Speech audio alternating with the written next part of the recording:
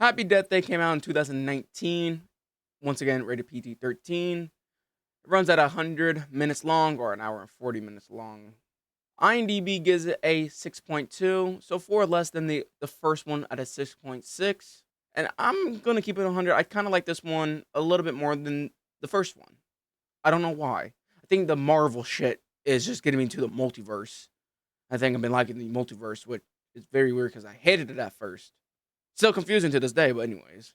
Once again, this movie is directed by Christopher Landon. And he is the brains of such as Freaky, 2025's Drop, 2025's Hard Eyes, and obviously he returns for this. So happy Death Day and happy Death Day to you. Writers are Christopher Landon, Scott Lobdell. I kind of miss those movies like Freaky. Freaky, in my opinion, was one of the recent good horror movies that which is you can turn off your brain and it's rated R. And I think Happy Death Day, I wish it was rated R. Also see why it was PG-13. Freaky, Happy Death Day to You, Hard Eyes. Those are the same type of movies. One is just different with plots, characters, story, settings, and stuff like that. But I really wish this movie was rated R. I feel like there would have been a lot of cool ways to add gore. We get a lot of CGI gore, a lot of off-screen kills, and that's your typical PG-13. Gonna get as much gore, but there was a lot of hints that if it was rated R, there could have been so many good kills. Well, you're falling off a roof. You could see her bone splat, jumps out of a plane with no parachute, splats. She runs into a wood chipper, or in this case, a tree chipper. You guys don't get it? Shut the fuck up. And obviously, she gets blended. I feel like that would have been cool to see a rated R version of this movie, or a director's cut, just to get a little bit more gore. But we didn't. Movie was shot in New Orleans, in Louisiana. Budget was $9 million, or gross worldwide $64+ million profit. The opening week made about the same amount of money as budget, so around $9 million. Now, Happy Death Day, the first one that was released 2 years before, 2017, had a budget around $48 million. Had a budget around $4.8 million. Opening week, $26 million plus, and gross worldwide $125 million plus. So the sequel wasn't as a big success as the first one, but that's usually how sequels go sometimes. Jessica Roth returns as her character from the last movie, obviously. Tree, same thing as Israel, playing Carter Davis. Fifu comes back, and you would think he had the bigger part in the movie. Kinda, not really. Returns as Ryan. Then you get some extra cast. Sarah Yurkin plays in this movie, and this is my first film seeing of her, but I didn't know she played in this movie, but I obviously know her from this masterpiece. That masterpiece of a movie, I want to cover, but there's been so many videos already covering it. I don't know why, but that movie is so bad, it's enjoyable. And there's not a lot of movies that do that for me, because when a bad movie is bad, a lot of people can watch bad movies and then enjoy because it's bad. For me, that I can't really do that, because I would just turn it off very, very fucking fast. This movie, I can accept how bad it is and enjoy it. I want to cover it. I don't know. Maybe in the near future I will. But right now, we're just going to leave it be. The movie opens up how the first one left, kind of. It kind of meets in the middle of that. See Ryan's perspective, then him walking into the dorm, and then where the movie left off in the first movie. And when you're walking, you already say, there's this little directing thing that's just similar to the first movie. I don't like it at all. This movie's very, vibrant. A lot of, Christopher Landon movies are just high vibrant. Just good quality, I will say, in these horror movies. Sometimes I mind it, sometimes I don't. This movie, I don't. But he walks in his own dorm, and Carter is basically left on blue balls, because of Ryan. Ryan, how's he supposed to know you're about to get laid? You didn't text him. You didn't leave the door. You didn't have do not disturb. Once again, it's his dorm. Also, if you wanted to, private time, maybe, book a hotel, go to her, house or something, or just maybe accept. Ryan gets led to a room pictures from, but in this room, he would have known somebody. There's no windows in this thing where he got pictures from, so somebody would have had to open the door kind of right behind him. And this room is pretty big, so it would have probably had this echo where somebody was opening a door, because the door is pretty big and heavy. So you would have probably heard it opening and shutting. But anyways, he gets led into a dark room, and he's opening a closet, and somebody pops up behind him instead of just jump scaring him. And also, I probably would have heard his footsteps. But anyways, just me, because in this universe, everybody's footsteps are quiet, very quiet. But he's also eating churro. Mid-credit scene, he's eating one off the ground. Anyways, babyface killer pops up and kills. And Ryan has this repeat, just like Tree did in the first movie. It'd have been funny. I don't know where the third one was. This third one was in production, I'm pretty sure. Stuff didn't go right, so that's why we never got a third one. Maybe in the near future we will, but as right now, we obviously do not have a third movie trilogy. Ryan comes back to the dorms. Tree tells like repeat day, Groundhog's Day, and she's like, oh shit, it's your turn. I thought it was gonna be his turn, and until this multiverse, bullshit pops up, it's still gonna be focusing on Jessica Ruth's character, Tree. You would think for the first one, Tree might be a little bit nicer from not a bad character, like just a bad human being, or just a human being just had no filter from the first film. And then it kind of leads on, oh, she's a little bit better now. Jessica plays this character very well when it comes to emotional scenes. Just her in general just carries this movie. I'm not saying anybody else is bad in this movie, but she just carries this film. They end up going to a room with this thing.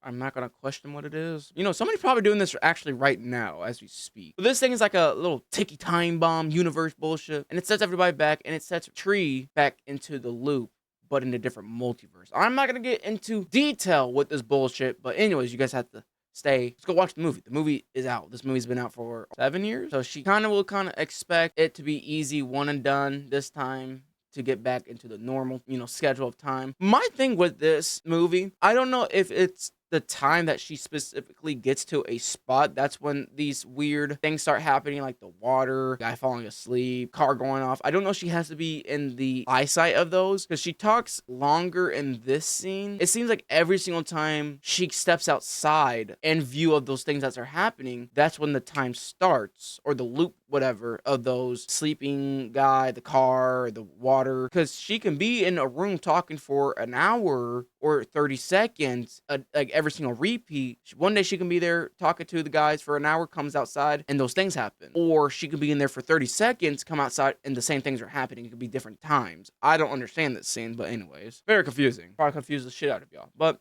because I was confused, y'all will be confused as well. Rachel's Matthew plays, obviously, returns Danielle, but in this universe, she is nice. Surprising. They get out of a game, a basketball game, or whatever game, bullshit game, hockey game, pickleball game, football, in the basketball courtroom, though. But it's not like, I promise it's not basketball. It's football. Nobody noticed a baby face all in black, holding a knife. I get it, this area is crowded, but I feel like somebody would have noticed person pulling out a butcher. And I get it, like I said, it's a grand hallway, but I think somebody would have noticed, like myself would have noticed. And he's running. I don't know why Ryan sounded like saying this guy has a knife.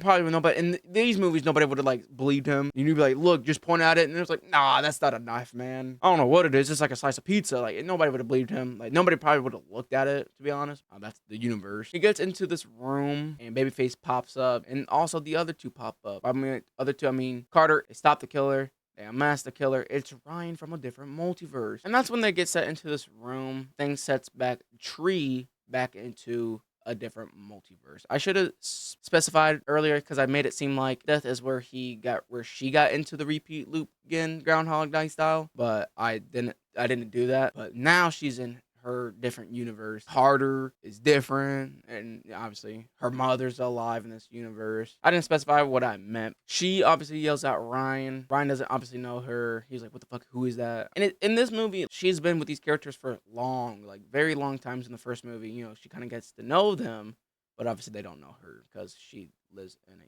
repeat day. Guys, come on. She goes to her house-ish thing. She misses a meeting, by the way. I don't give a fuck. She don't give a fuck either. Ruby Modin returns as Lori, and obviously she thinks that whatever universe or the loop thing is the one, and she has to beat it again. So she already knows the puzzle piece, because it's already been solved before. She beat the system already, but she's like, oh, this universe is kind of different. The things are different. People are being different. So Lori is not the killer. She doesn't even have the cupcake. This scene right here was so unnecessary. Not the scene, the music. I fucking hated this scene. She comes to dinner or lunch for her birthday, and her dad's there, and just this weird shine scene pops up, and her seeing her mother in the slow motion. Obviously, she has seen her mom because she's dead. So the mom's like, okay, my daughter might be high on shrooms or some shit. So she's just taking this moment and enjoy. So she's like, oh, this universe is not that bad. It's not. Her perfect universe will be having her mom be alive and being with harder. But sometimes you can't have both. You know, sometimes you get to let something go, become a bigger person, but bullshit. Anyways, moving on. She thinks Lori's the killer. She heads to the room where John, he's not there. A police officer goes in. She brings the axe, and the officer detains her as babyface killer is, pops up, kills. Lori pops out of elevator shit. Lori ends up dying downstairs or wherever this fucking creepy room is because it's going through reconstruction. Tree heads up back to the roof. She's not paying attention at all. She falls and splats. She wakes up again, obviously, in the repeat. In her mind, it's a continuing thing, but in everybody else's mind, it's a repeat or a loop, obviously. So, like, more information that they're trying to solve, they're not going to remember. She is, though, so she has to take notes, more process for them to beat this system again. We've already been through here before, come on. Lori has a montage of her dying, and I kind of find these scenes a little weird because she shocks herself, like a hairdryer in a tub, and she dies. And she wakes up with her hair all, like, poofy. So you would think everything, like, whatever it's caused her death is going to have an impact when she wakes up. Once again, she drinks this oil that kills her, and that when she wakes up, she has to drink water to get out of her mouth. But later on, this happens. And there's no burn marks or anything on her at all. And you think she would have looked like Deadpool or some shit. No, perfectly no. So I don't understand the logic here. But anyways, it's a movie. Calm down. Thank You Dead Meat said she died 11 times. So the writers don't understand what they're talking about most of the time, it seems like. I trust a little bit more dead meat than the writers sometimes, because writers don't know what they're talking about most of the times. I don't know. I'm bugging. She dies from skydiving without a parachute, falls in front of Danielle and Carter, traumatized their asses. Very nice of her. That's just one way to, win somebody's heart in a different universe. Falling out from the fucking sky. This scene will always remind me of the Gwen Stacy death.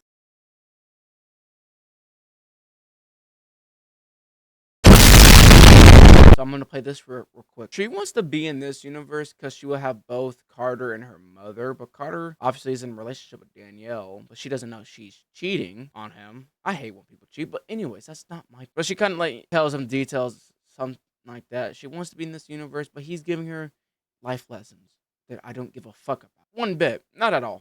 So to keep her safe and be in this universe and not live in a repeat day, she doesn't know how many days she can get left. So now you don't think like that? Now you're thinking like that? Makes sense. Tree. God, you got a brain as a fucking tree. So she heads out to a motel or some shit with her, mom and dad, and comes across, the power outlet bullshit that she will be, crashing into later to repeat the day. So she does that. Repeat day. And she did that for the reason, because Carter went into the hospital to look, and both him and Lori die. So she was like, oh shit, they fucked me up. So I'm gonna have to crash into a... She has this wholesome moment with her mother with the last few words. Very good scene right. This is a great scene right here. I like this scene because she's just saying her goodbye. The mother's like, daughter, you're fucking high. Look at these fucking eyes. The mother's high too, for fuck's sake. But the mother's eyes are like goodbye for the day or some shit like that, and I'll catch you another day. But Tree's eyes, trees don't have eyes, but Tree's eyes, once again, they don't have eyes. She's not gonna, this is her final goodbye.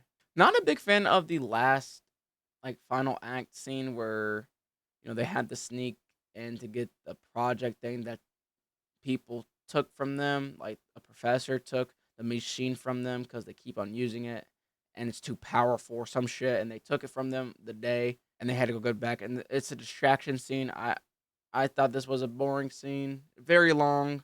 The scene went on for a little too long, so it's boring. Hate it. Moving on. The doctor, earlier, I didn't want to get up because this movie's been out, and I'm not really here for the movie. I'm here just to rant about my thoughts on the movie. Go fuck yourselves. I'm just playing. He has money. He's a doctor. He can, and he's a serial killer. That's what every girl's looking at for, I guess, nowadays. Or back in 2019. But anyways, 2026 now. His death reminds me, I think Final Destination Bloodline got this scene from Happy Death Day to You. It just reminds me of the same bullshit. But Happy Death Day didn't do better because it wasn't rated R. I think, obviously, Final Destination did it better because Final Destination is about a gore fest. Carter now kisses in this universe where he's dating Danielle, or he probably broke up with Danielle, but he kisses her in a slow motion scene, and we're back into a regular universe. Movie fucking ends, and we're gonna have one extra segment.